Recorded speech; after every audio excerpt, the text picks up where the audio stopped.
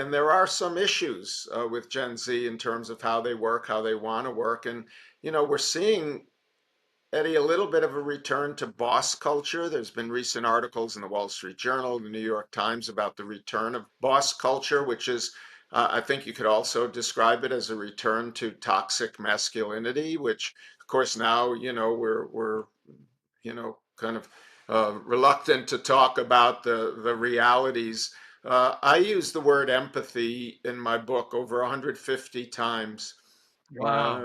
and it's the most it's the most prominent word in the book, and I think we're hearing a lot more about empathy and leadership. Empathy, unfortunately, is not something that leaders have had to practice for the last 50 years. It's been something that many felt were imposed on them after George Floyd. As part of the DEI movement, empathy kind of came along with that, and it shouldn't have. And leadership today is really dependent on an understanding of the needs and realities of the different generations that uh, we have to work with.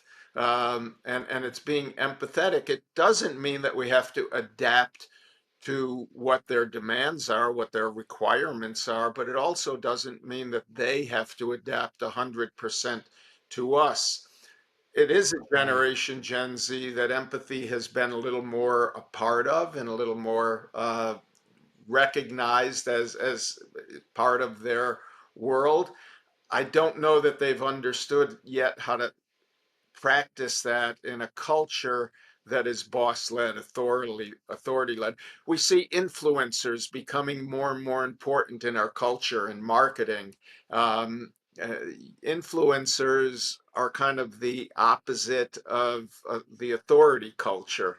So we've got to merge those two Mm. realities to kind of blend, and that's where harmony comes in. It's about blending cultures, blending technology, blending the realities in an organization of how to manage. And that's what my blueprint for leadership is about.